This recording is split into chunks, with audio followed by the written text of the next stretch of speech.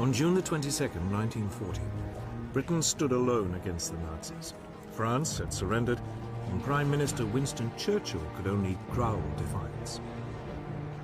We shall fight on the beaches, we shall fight on the landing grounds, we shall fight in the fields and in the streets, we shall fight in the hills, we shall never surrender. Britain still had all the resources of its vast empire. Canada, Australia, New Zealand, South Africa, India, and a host of other territories had all been quick to declare war on Germany. But they were thousands of miles away, across the oceans, and their military power could not be brought to bear where it mattered. Britain's situation seemed hopeless, and Hitler had no doubt that Britain would soon try to negotiate a peace. But Churchill quickly showed how determined he was prepared to be in the war against the Nazis.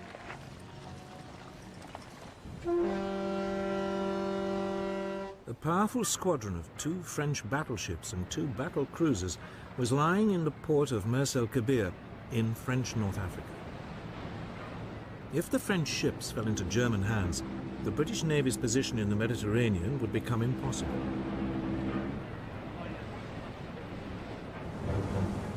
So on July the 3rd, a Royal Navy task force demanded that the French ships either join it or sail to a neutral port to be interned. The French refused. So the British opened fire on their former allies.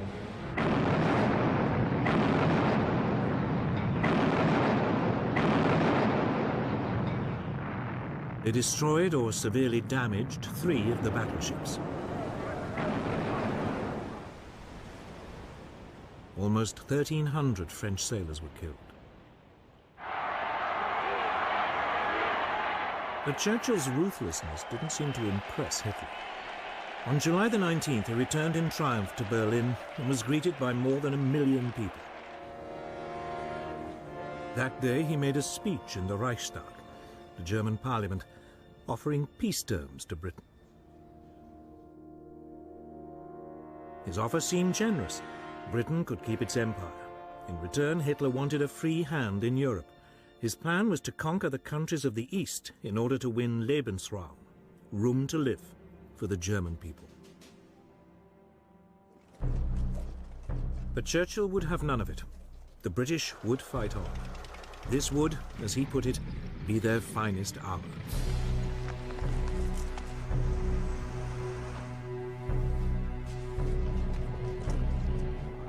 Churchill's defiance was immensely popular.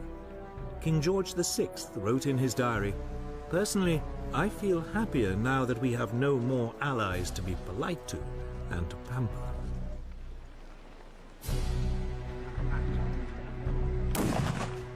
But it was difficult to see how Britain could ever turn the tables and actually win the war. The British Army might have survived Dunkirk, but it had lost almost all its tanks, artillery, and transport in the evacuation. It had just 25 divisions armed mainly with rifles to resist the vast armored columns of the world's most fearsome war machine. So there was little to be done except dig in and wait. Coastal defenses were prepared and concrete strongpoints built all across southern England.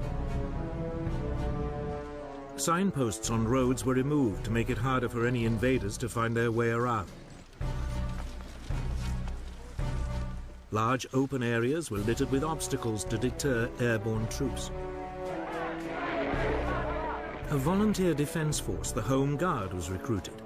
It was made up of men who were otherwise ineligible to fight, often because of their age.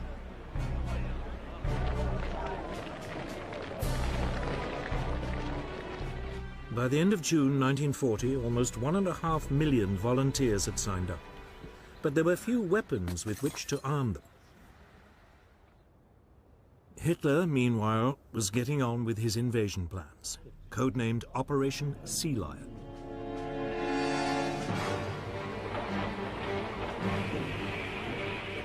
some 20 divisions would be landed on a broad front along England's south coast.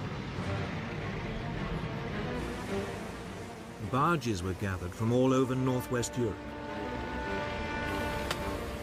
These were hurriedly converted into makeshift landing craft. Troops were trained for beach landings. But for all Hitler's bravado, those planning sea lion were worried. Hitler might dismiss the English Channel as just another river to be crossed. But Britain's navy was still the largest in the world. It might be stretched thin by its worldwide commitments, but the Royal Navy's home fleet far outnumbered the German Navy. The German naval chief, Admiral Erich Raeder, had no confidence that he could seize control of the English Channel for long enough to get the army across. But the Germans did have one area of apparent massive superiority.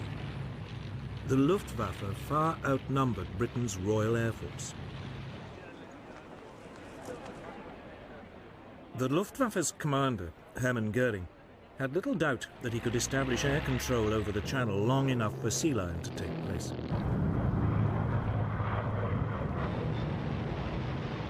On July the 10th, the Luftwaffe began attacking shipping in the Channel.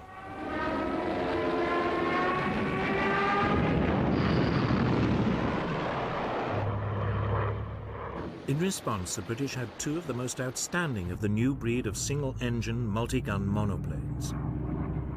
The Supermarine Spitfire and the Hawker Hurricane. The Spitfire was slightly faster and more agile than its German rival, the Messerschmitt Bf 109, which escorted the German bombers. It would be used to intercept these. The Hurricane would prove a lethal bomber kill. But in July 1940, Air Vice Marshal Hugh Dowding, the head of Fighter Command, had less than 700 fighters.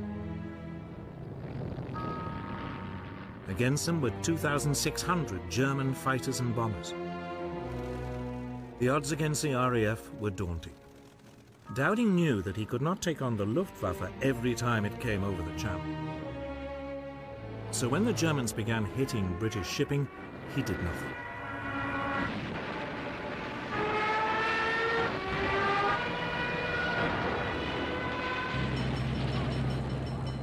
Instead, he would only use the RAF to stop the Luftwaffe from establishing the air supremacy needed for invasion.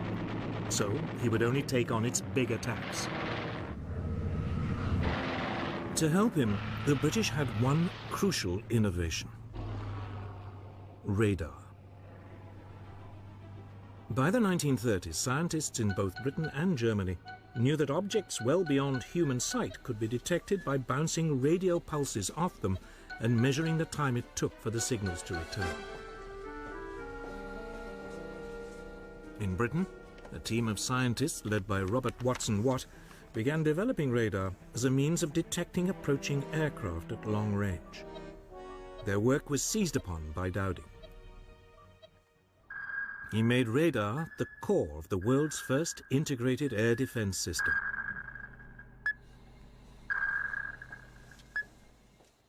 Known as Chain Home, this was a string of 21 300-foot-tall radar masts sited along the south and east coasts of Britain. These could pick up aircraft at a range of 120 miles and give their distance, direction, height, and numbers.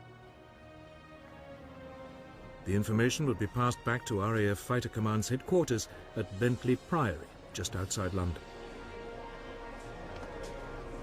There, it would be assessed, and warning of an impending raid passed to Fighter Command's operations room.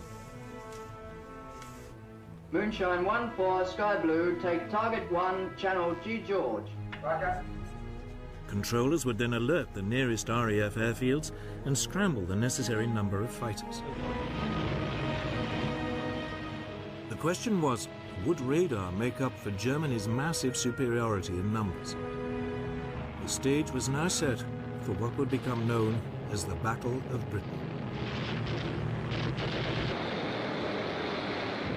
Since June the 10th, 1940, the German Luftwaffe had been battering British shipping in the English Channel.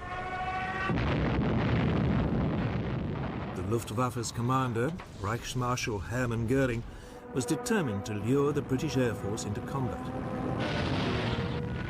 But Britain's Air Chief Marshal Hugh Dowding refused to take the bait. He used his fighters sparingly, knowing that the real battle was still to come.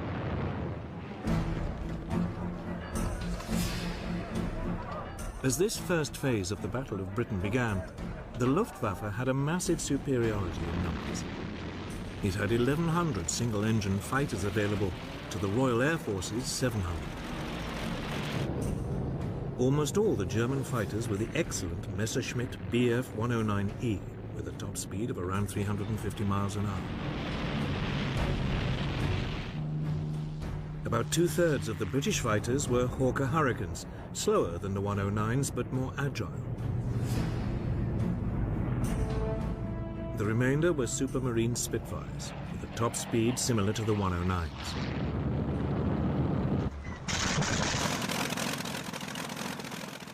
For their assault, the Germans had over 1,300 medium bombers, Dornier Do-17s, Heinkel HE-111s, and Junkers Ju-88s, each carrying about 4,000 pounds of bombs.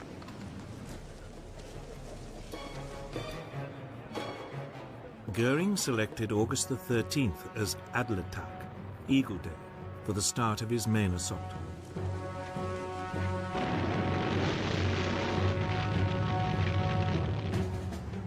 His aim was to destroy RAF fighters in the air and the RAF's airfields and Britain's aircraft factories.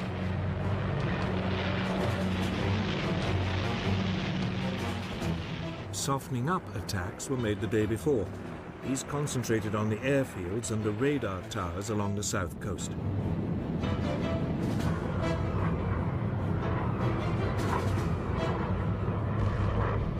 One station on the Isle of Wight was put out of action, and several were damaged, but these were working again within hours. Göring did not believe that radar had a significant role to play in the battle, and so these attacks were not repeated. It was a big mistake. Adlertag dawned cloudy, so the main assault was postponed until the afternoon. When it came, radar gave ample warning. Stormouth calling. Planes heard 3 miles southwest.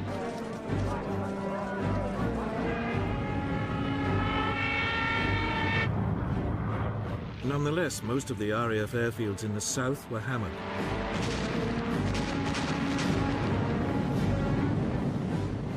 But by the end of the day, none had been put out of action.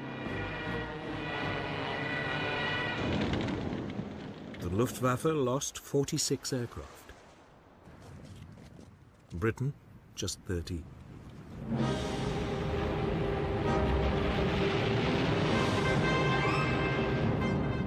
The Luftwaffe mounted its largest attack of the whole battle on August the 15th.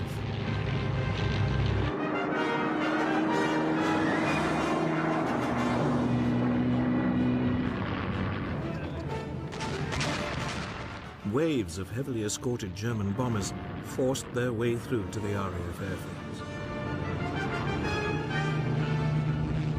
The RAF was so overstretched that some pilots flew 7 sorties that day.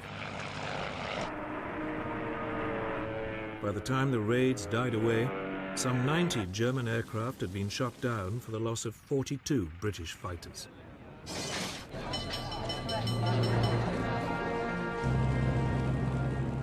The battle continued with equal ferocity over the next few days. Both sides became increasingly exhausted. Dowding tried to rotate his pilots to rest them, but he simply did not have enough of them. Many were being sent into battle with just 10 hours flying experience.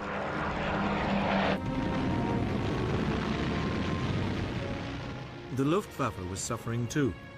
Its pilots were shocked and increasingly demoralized by the resilience of the British. The RAF fighters always seemed to be waiting for them.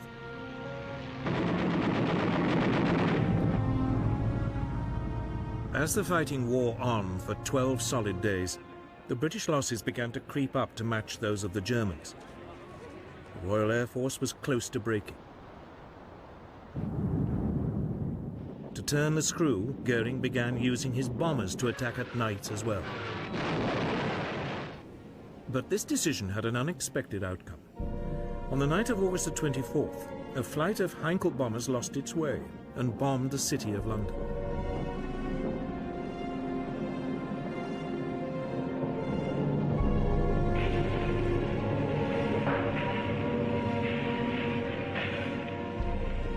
It was the first attack on a non-military target.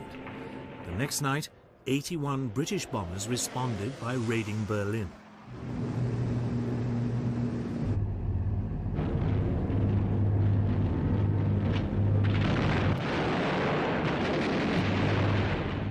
Hitler was infuriated and demanded massive retaliation.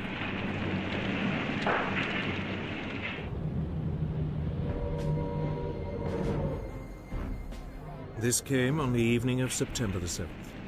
German bombers attacked the London docks and surrounding areas. More than 450 people died and thousands of homes were destroyed. But in fact, this was Goering's second crucial mistake. By switching from the RAF's airfields just at the moment when it seemed about to break, he gave it the respite it needed.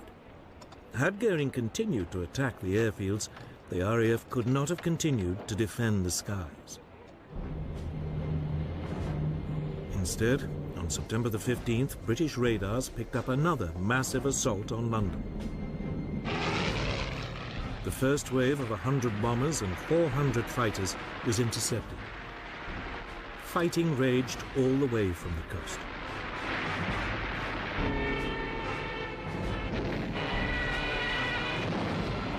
In the afternoon, another fleet of 150 bombers renewed the attack. Winston Churchill was at Fighter Command headquarters that day. After he heard controllers calling in reinforcements from neighboring groups, he asked, "What other reserves have we got?" The reply was, "There are none."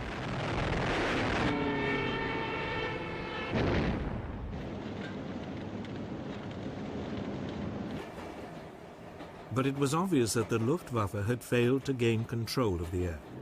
And on September the 17th, Hitler postponed Operation Sea Lion. The Battle of Britain did not really end, it died away. Hitler now tried a new tactic. By October the 5th, the daylight raids stopped, and the Germans concentrated on bombing Britain's cities by night. This was a so-called blitz. London was attacked every night but one, up to November the 12th. On November the 10th, the centre of the city of Coventry was obliterated.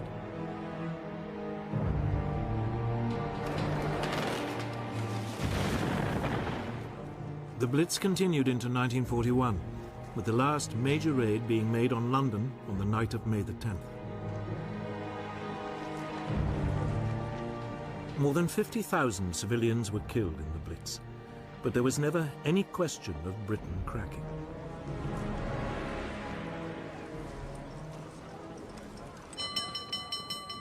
Victory in the Battle of Britain was a moment of huge national relief. Pilots had come from all over the empire to join the RAF, and from countries occupied by the Nazis like Poland and Czechoslovakia. Churchill summed up the nation's gratitude. Never in the field of human conflict was so much owed by so many to so few. But for Hitler, this was no more than an irritating setback. Britain, he was convinced, could never be a serious threat. So he now turned to Eastern Europe. For Britain, there was now a chance to rebuild with a view one day to taking the fight to the enemy. But to do that, Churchill would need help.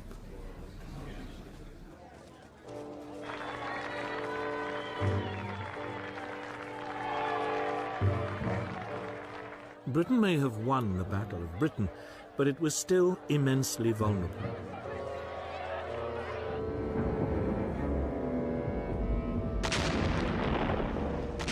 Night after night, its cities were hammered by the Nazis' blitz.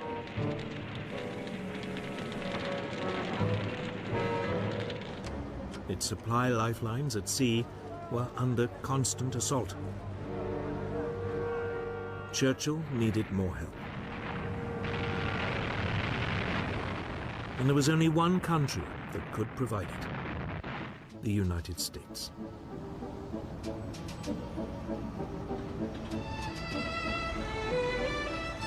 By 1940, the US had recovered from the Great Depression and the economy was booming again. It had immense reserves of manpower and unrivaled industrial strength. But the people of the United States were utterly opposed to becoming involved yet again in Europe's wars. In July 1940, a poll showed that only 8% of them were willing to enter the war. Undeterred, Churchill lobbied the US President, Franklin Delano Roosevelt. Roosevelt had long admired Churchill for his outspokenly anti-Nazi views, and the two men shared an interest in naval affairs. Roosevelt had been Undersecretary for the US Navy in 1917. After he became president, Roosevelt kept in touch with Churchill. The two began a correspondence, Churchill signing himself former naval person. For all his avuncular image, Roosevelt had no illusions that German aggression would one day suck America into the war. So he began the long job of preparing American public opinion. I am a pacifist, but I believe you and I will act together to protect and to defend our science, our culture, our American freedom, and our civilization. In July 1940, he got approval for a massive expansion of the US Navy, including the building of 6 large battleships and a new class of aircraft carriers. The following month, Congress agreed that the National Guard and other reserves should be called up for 1 year's active duty. And in September, the large expansion of the 150,000-strong US Army was agreed, with a limited number of conscripts being chosen by lottery. The first number drawn by the Secretary of War is serial number 158. That same month, Roosevelt announced a deal under which the US would supply Britain with 50 World War I destroyers in return for 99-year leases on bases in Newfoundland and the Caribbean. The British Navy, desperate for more escorts to fight the U-boats, began taking them over within days of the deal being signed. The clearest sign that Roosevelt was slowly winning the argument came in the November 1940 presidential election, when he convincingly defeated the isolationist Wendell Willkie with 27 million votes to 22 million.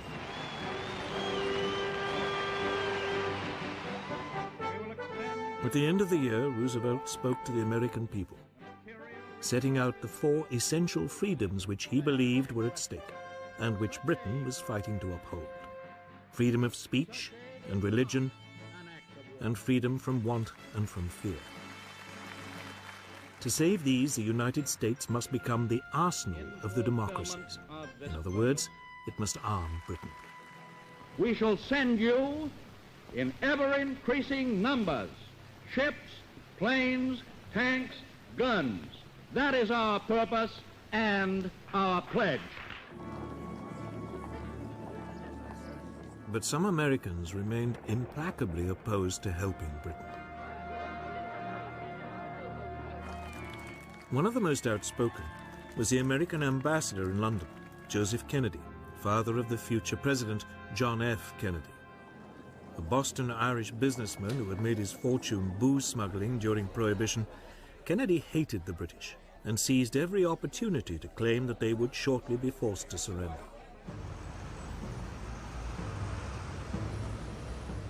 However, Kennedy's virulence was counterbalanced by the growing admiration many Americans felt for the bravery shown by the British people during the Blitz.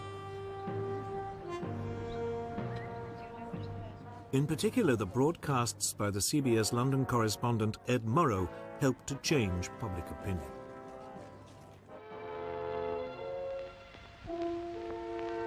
This is London. I remember the evening of Sunday, December 29th. It was just like any other winter evening. The first bombers were over London at about 6:30.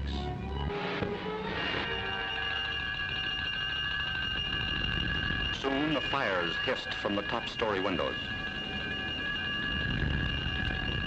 Hitler once boasted, "I will rub out their cities." This is what he meant.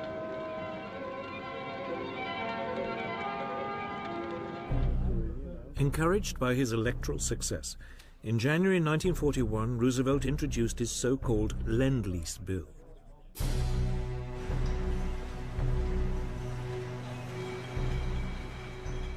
The United States would supply weapons and war material to Britain and China, which was still struggling desperately against the invading Japanese.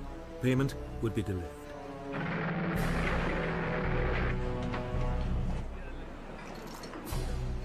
Roosevelt likened Lend-Lease to lending a neighbor a hose to put out a fire. He would worry about the payback later. Roosevelt was also being canny. It also meant that, unlike in 1917, if America had to enter the war, it already would have a substantial weapons industry. American war preparations didn't end there. Roosevelt secretly authorized U.S. military staffs to discuss a common strategy with the British should America enter the war. By April 1941, he felt confident enough to take another step to help Britain at sea. He greatly extended the Pan-American Security Zone, the area within which U.S. warships would protect U.S. merchant vessels.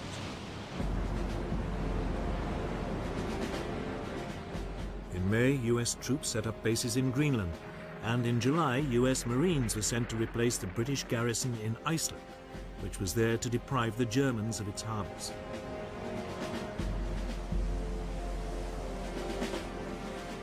The U.S. Navy also began providing limited convoy escorts, particularly for U.S. ships carrying Lend-Lease materials.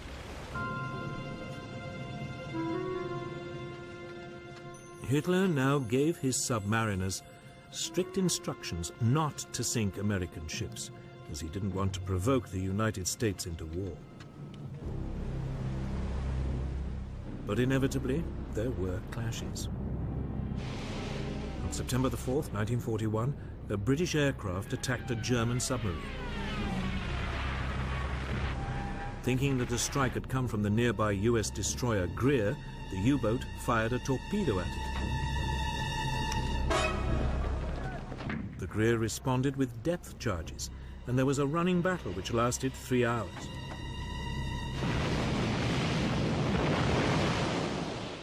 Neither vessel was sunk, but the tension was mounting. On November the 17th, the destroyer USS Kearney was hit by a torpedo while on convoy duty off Iceland. The U-boat commander claimed it was an accident. He'd been firing at a British ship and Kearney had got in the way. But 11 US sailors were dead, and the destroyer only just made it back to port in Reykjavik. Roosevelt protested, and the US press was outraged. However, the American public remained resolutely opposed to going to war. Within weeks, at the end of 1941, the situation was reversed in a single day.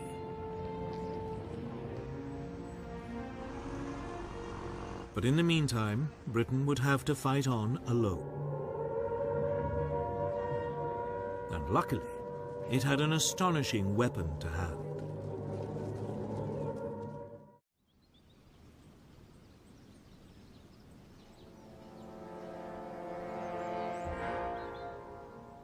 It looks like just another mansion in the English countryside, a bit run down.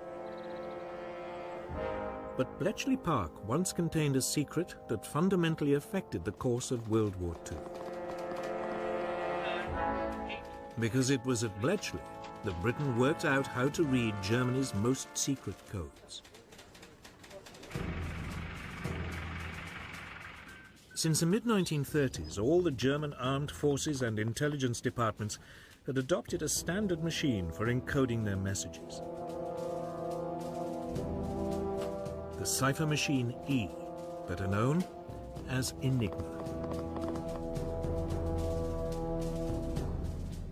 It was developed in the early 1920s as a handy tool for businessmen to keep commercial messages secret. It was powered by a battery, and its encoded messages were transmitted in Morse code to be decoded on a second Enigma machine at the receiving end. The critical element of the machine was 3 rotors, which could be set to scramble the message in a way which could only be unscrambled by another machine with the same settings. The rotors could be replaced and set differently. As a result, each letter typed could come up in any one of 150 million ways. Given the almost infinite number of settings, it was not surprising that the Germans remained convinced throughout the war that Enigma was uncrackable.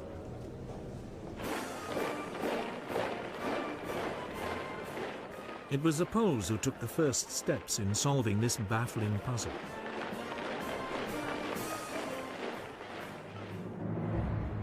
They knew of the existence of the Enigma machine and assembled a team of top mathematicians to crack it. Marian Rejewski, Jerzy Rojicki, and Henry Zygalski. But the team could not decipher messages without knowing the internal wiring of the rotors. The solution was supplied by French intelligence, which sent its Polish allies material gathered by a spy in the German army's cipher department. Amongst this was an Enigma manual. The Poles were able to reconstruct an Enigma machine and began laboriously decoding messages.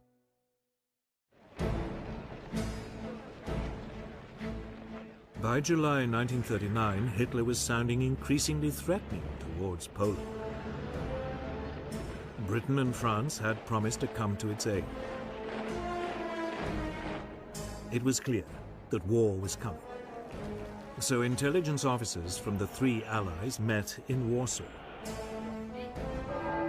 There, the British and French were astonished at how much the Poles had done in decoding Enigma, and the Poles agreed to send 2 of their reconstructed machines to London.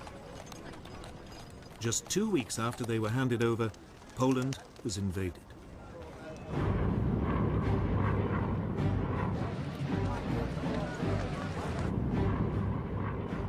By the time Poland fell to the Germans, the Polish cryptographers had destroyed all evidence of their work on Enigma.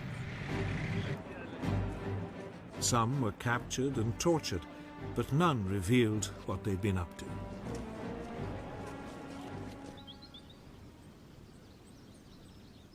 The task was now taken up by the British at their government code and cipher school at Bletchley Park, near London. Its head was Commander Alistair Denniston. Denniston recruited a strange collection of mathematicians, chess masters, and crossword puzzle experts to continue the decoding. Among these experts was Alan Turing, a Cambridge Don. In 1936, Turing had described the idea of a universal computing machine, a machine that he believed would one day be able to solve all mathematical problems. He used his ideas to design decryption machines known as bronze goddesses. The raw material for Bletchley came from the British Y service, a chain of radio listening stations which monitored and recorded German transmissions. The messages were fed into Bletchley's bronze goddesses, and permutations ran until at last the key was found.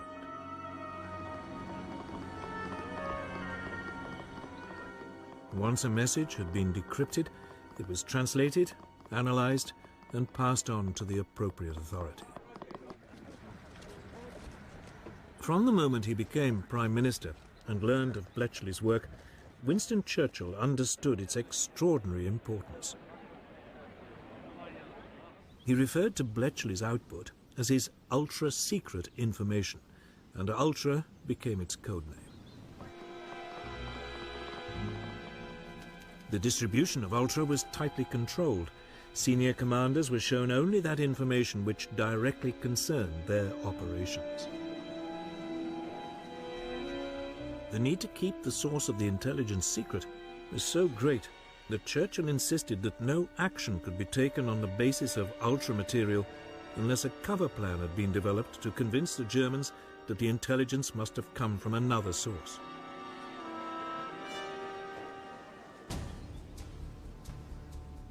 The third critical element of the Bletchley operation, after decoding and assessing the material, was keeping control of it.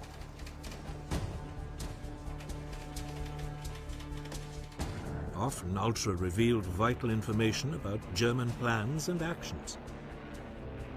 News of forthcoming attacks and other intelligence was filed away in a massive card index system. This was constantly mined for answers to questions great and small. By the end of the war, Bletchley was decoding much of the German traffic almost as fast as it was being sent.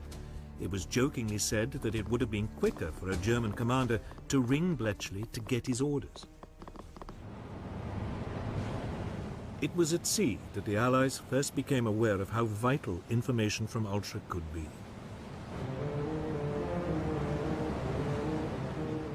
An early example of its potential came on June the 8th, 1940. The British aircraft carrier Glorious was covering the convoys withdrawing Allied troops from Norway when Bletchley decoded signals showing the German battlecruisers Scharnhorst and Gneisenau were approaching its position. A warning was passed to Royal Navy headquarters, but unaware of how accurate the information was likely to be, this chose not to pass it on.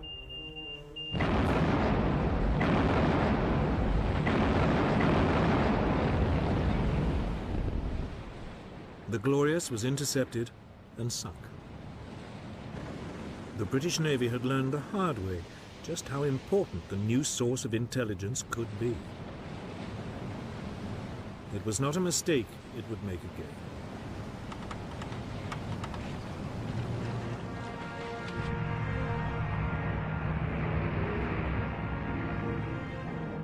Bletchley also performed a critical role in the build-up to the Battle of Britain. It had provided a clear picture of the Luftwaffe's order of battle and the overall strategy being adopted by its leader, Hermann Goering. This information convinced the head of British Fighter Command, Air Vice Marshal Hugh Dowding, that his tactic of committing his fighters bit by bit rather than in large numbers was the correct one, a tactic that played a crucial part in preserving the RAF's narrow winning margin.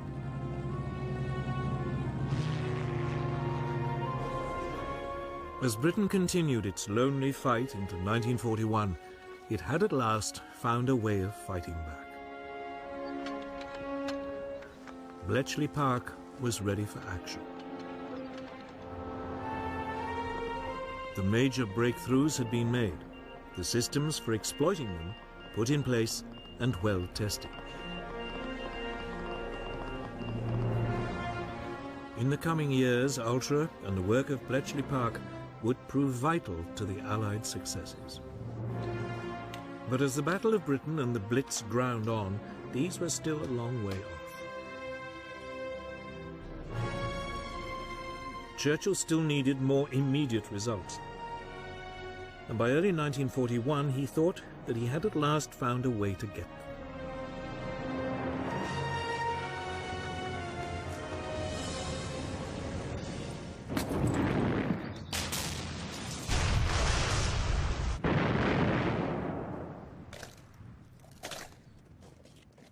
Nazi Germany might now control most of Western Europe, but Britain's Prime Minister, Winston Churchill now decided to take the war to the Germans. We shall not flinch from the supreme trial.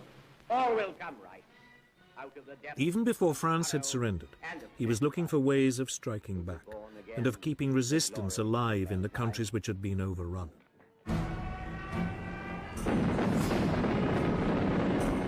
Just as the last troops were being taken off the beaches of Dunkirk, Churchill was already planning ahead. He wrote to his chiefs of staff demanding the formation of raiding forces which could attack the coasts of occupied Europe. Within a few days, a call for volunteers had been circulated to create a force of 5,000 men. They were to be called commandos, after the highly mobile Boer units which had fought the British for 3 years in South Africa at the turn of the century. 10 commando units, each of 500 men, were set up. They began practicing attacks from the sea.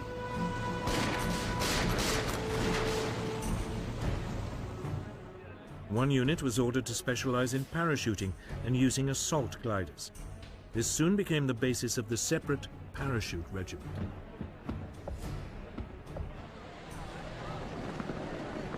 Admiral Sir Roger Keyes was appointed Director of Combined Operations. Churchill instructed him to prepare to mount 3 major raids as soon as the threat of an invasion of Britain had passed.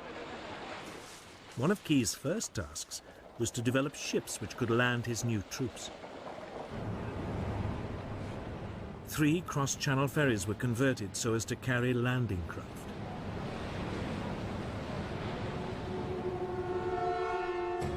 On March the 4th, 1941, 2 commando units and a demolition squad were landed on the Lofoten Islands off northern Norway. Their main objective was to destroy factories which converted fish oil into glycerine for explosives.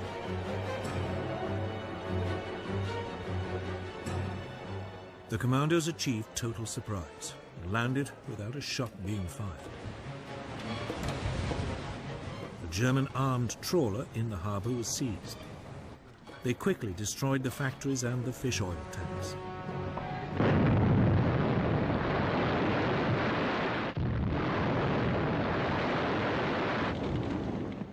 One officer could not resist using the local post office to send a telegram to A. Hitler, Berlin. It read, "Reference your last speech. I thought you said that wherever British troops land on the continent of Europe, German soldiers will face them. Well, where are they?" The commandos then rounded up 60 Norwegian collaborators and 225 German prisoners before returning without any losses. With them, they also took 115 Norwegian volunteers. These would then join the Free Norwegian Forces in Britain.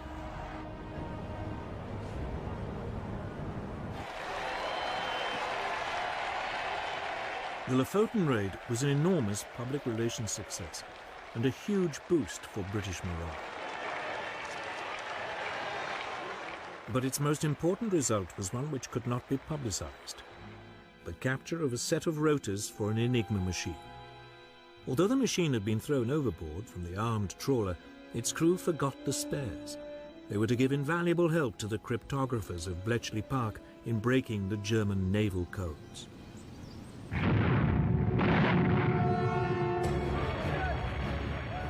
Then in December 1941, 4 commando units landed at the Norwegian port of Vagsø and were immediately involved in heavy fighting.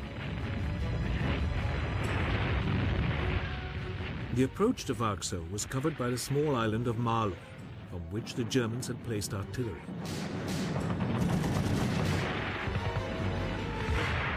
This was quickly overrun, but across the water in Vagsø, the fighting was intense.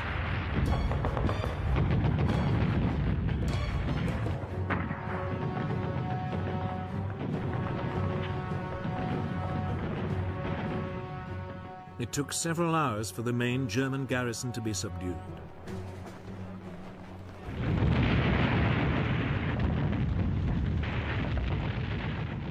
The commandos then blew up several factories and sank 8 ships before withdrawing. These raids convinced Hitler that sooner or later the British would attempt to retake Norway. So for the remaining 4 years of the war, he kept some 250,000 troops there. Troops which might have proved vital on other fronts. But effective as they were, commando raids were not enough to stop the Nazis. Churchill needed other ways to hurt them, so he focused on the resistance movements in the occupied countries.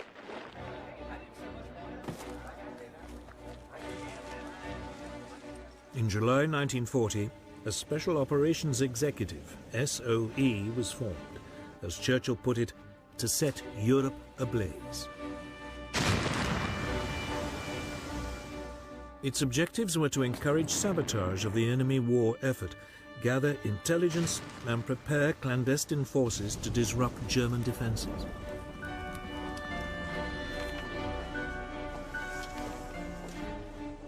The bulk of SOE's activities centered on France. Soon agents were recruited in Britain to build up and coordinate the French resistance networks. Radio operators and couriers were also trained to support them.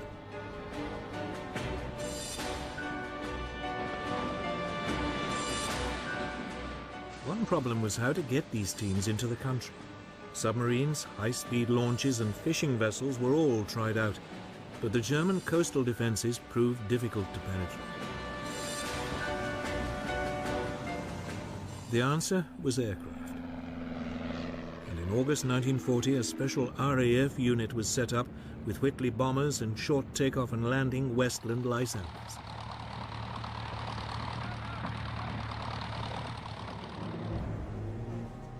Agents and equipment were either parachuted in from the bombers or flown in and brought out by the Lysanders.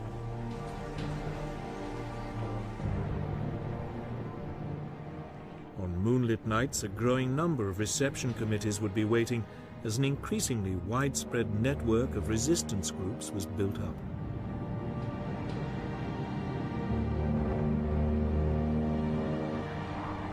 But all the while, they were hunted by an increasingly sophisticated German counter-espionage system.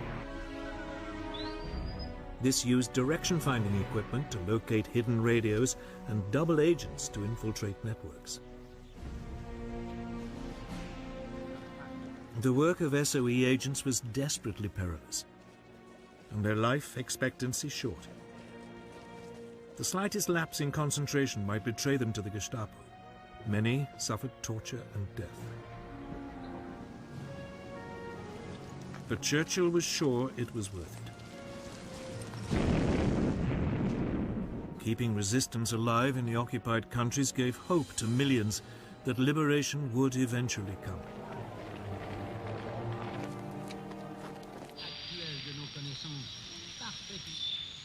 The British Broadcasting Corporation, the BBC, was also enlisted to raise the hopes of those living under German rule.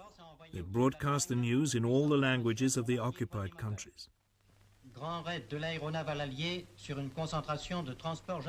The German penalty for listening to these bulletins was death. But people tuned in regardless. The BBC also played a crucial role in transmitting coded messages to resistance groups. These always came after the 9 o'clock news. Message très important pour le chef de Gaël. Attention, il va pleuvoir bougrement ce soir. For the peoples of occupied Europe, the prospect of liberation might only be a distant dream, but in the middle of 1941 it suddenly became more likely. For by then, Britain was no longer alone in fighting Nazism. It had gained a massive ally, but it wasn't America, which Churchill had assiduously been courting. It was the Soviet Union.